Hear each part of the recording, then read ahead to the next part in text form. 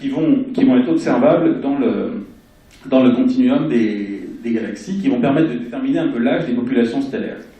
Voilà. Toc.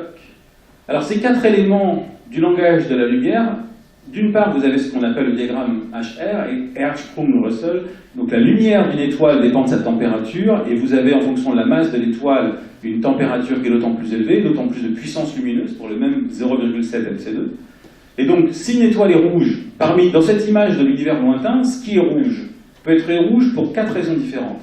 La première raison, c'est que cette galaxie est faite de petites étoiles, et donc s'il n'y a plus de grosses étoiles, c'est qu'elle est vieille. Parce que si les étoiles naissent un peu de grosses, un peu de petites, etc., au début, comme les grosses font plus de lumière, vous ne voyez que les grosses, et la galaxie est bleue, puis les grosses meurent, il n'y a plus que les petites, la galaxie devient rouge. Donc, une couleur rouge peut vous dire que la population stellaire qui fait la galaxie est vieille.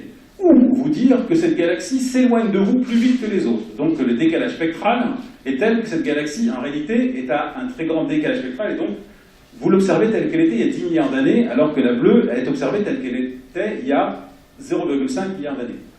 Ça peut être aussi que la poussière interstellaire absorbe plus efficacement la lumière ultraviolette et la lumière à courte longueur d'onde, plus proche de la taille typique des grains de poussière qui sont de l'ordre de l'angstrom, du micron, pardon, de quelques microns.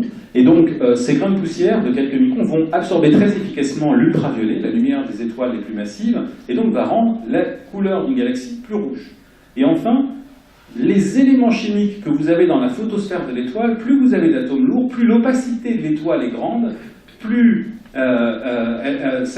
vous allez changer la couleur de l'étoile et sa durée de vie. Et donc, vous avez ce qu'on appelle une dégénérescence entre 4 éléments qui peuvent être soit le fait que la population d'étoiles est de petites étoiles vieilles, soit parce qu'il y a un décalage, une galaxie peut être peuplée d'étoiles rouges, soit s'éloigner de vous, soit contient beaucoup de poussière qui absorbe vraiment les étoiles, soit plus de métaux qu'une autre. Et pour ces 4 raisons, il est très difficile de décoder le langage de la lumière quand vous voyez des galaxies lointaines. Avec ce langage-là, on essaye donc de remonter l'histoire de la formation des galaxies depuis les premières fluctuations, et on mesure la quantité de métaux, le grand Z, qui est l'un des 4 éléments, le petit z, qui est le décalage spectral.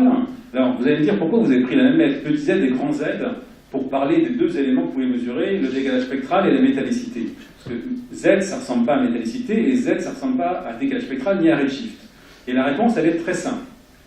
Alors ensuite, 380 000 ans, je ne connais pas la réponse, 380 000 ans après le Big Bang, vous avez les premiers photons qui vous arrivent, et l'univers a une température de 3000 degrés. Quand vous passez à un décalage spectral de 10 au lieu de 1000, donc vous divisez par 100 le décalage spectral, vous divisez aussi par 100 la température et le volume varient exactement de façon proportionnelle. Et avec le redshift, là vous allez avoir la formation des premières galaxies, donc là c'est des âges sombres, premières galaxies, puis ces galaxies vont faire de la lumière qui vont provoquer ce qu'on appelle la réionisation, elles vont extraire les électrons des atomes. Donc les atomes avaient mis tous ces 380 000 ans à capturer leurs électrons, on forme nos galaxies, pouf, on leur retire leurs électrons. Donc maintenant, si vous vous déplacez dans l'espace intergalactique, vous allez découvrir que la matière est à nouveau ionisée. Et donc ça a été provoqué par la formation des galaxies et des étoiles. Et puis, les galaxies ont été tuées ou sont mortes. Donc il y a une époque d'extinction des galaxies, soit par une météorite géante qu'on pourrait appeler un trou noir, soit par exhaustion du gaz, par consommation du gaz interstellaire. Et pour une raison qu'on va essayer de décrire, plus de matière tombe sur les galaxies, pour arriver à l'univers d'aujourd'hui distribué avec 74% des galaxies mortes et 24% des galaxies vivantes et 2% de galaxies bizarroïdes. Donc voilà. Alors maintenant, l'enjeu, ça va être de voir l'invisible. Alors je vais essayer de vous justifier pourquoi on veut voir l'invisible, et la meilleure justification, c'est de commencer par les erreurs des scientifiques, qui ne se trompent jamais. Donc Ed Barnard, au télescope de Lick, en 1892, était l'un des premiers à faire des images assez intéressantes de la Voie lactée, dont cette image. Alors je ne sais pas si vous voyez malheureusement. Ici vous avez une zone sombre, en forme de S. D'accord, vous avez... Alors, lui, quand il a vu ça, Ed Barnard, il a dit ça va être quelque chose. Ça, d'une part, c'est moi qui l'ai vu, D'autre part, c'est quand même moi qui l'ai vu. Et enfin, je l'ai vu. Et donc ça, c'est 3 bonnes raisons pour expliquer pourquoi cette zone-là allait être intéressante. L'auteur, l'éditeur du journal dans lequel il a publié, a contredit Ed Barnard. Il a dit, si Ed Barnard avait raison, non pas sur le fait qu'il est un grand photographe, mais sur le fait que c'était des trous. Ce que disait Ed Barnard, des trous, il n'y a pas d'étoiles. Comment se fait-il qu'il n'est pas possible de voir la lumière des étoiles qui sont derrière le trou? On devrait voir les étoiles derrière le trou, d'accord? Ou devant.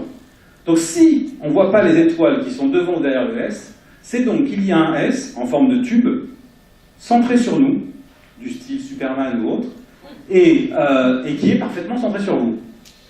Alors comme ça c'est peu probable, ce qu'a dit l'éditeur, c'est qu'il est plus probable que ces zones que l'on croit être vides sont les régions les plus denses de la Voie lactée, et c'est ça qui est extrêmement intéressant, c'est que si vous voulez chercher le lieu où il y a le plus de lumière dans l'univers, c'est là où il y en a de moins.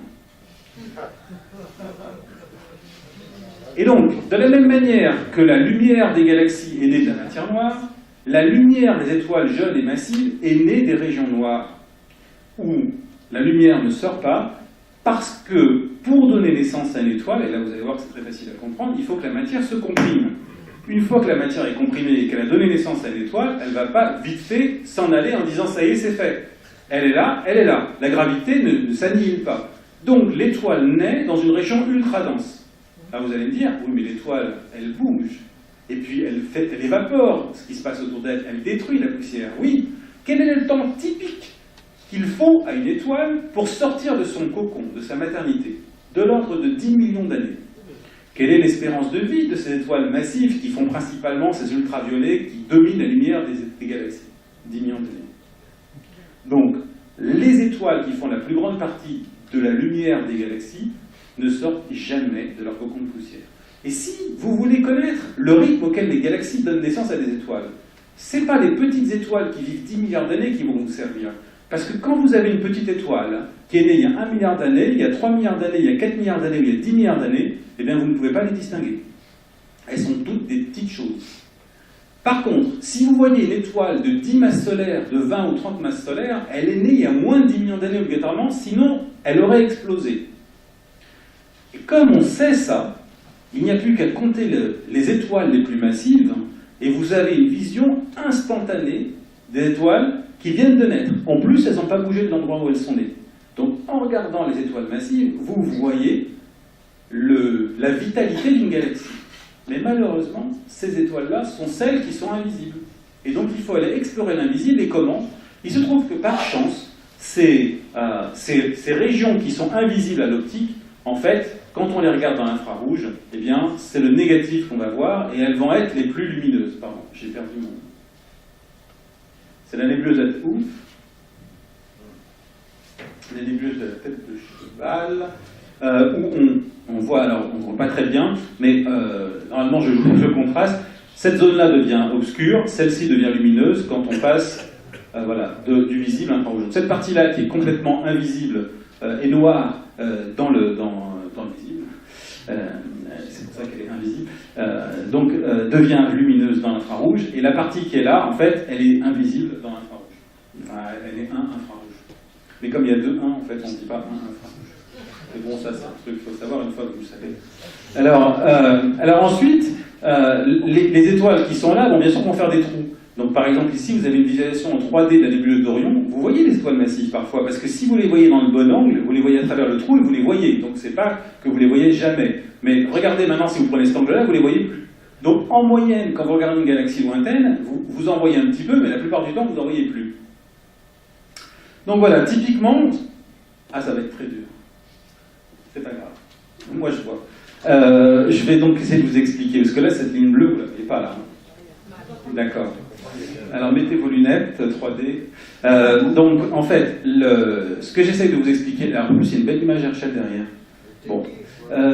Alors en fait, ici, ce que je voulais vous expliquer, c'est le fait que lorsque la poussière est chauffée par les étoiles, elle est chauffée typiquement à quelques dizaines de degrés Kelvin, donc dizaines de degrés au-dessus de zéro, elle va rayonner principalement autour de 100 microns. C'est la loi de Wien qui vous donne le pic d'émission d'un corps noir. Et 100 microns, c'est quelque chose qu'on ne voit pas, c'est complètement opaque.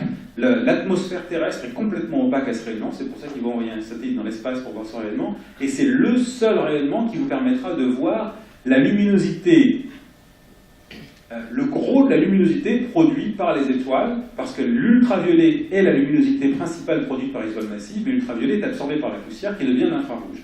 Et donc ce pic d'émission des galaxies qui est large, la plupart de l'émission des galaxies forment des étoiles est autour de 100 microns, avec beaucoup moins des petites étoiles, beaucoup de la poussière d'étoiles qui rayonne autour de 100 microns, c'est ça qui va nous permettre de caractériser la vitalité des galaxies.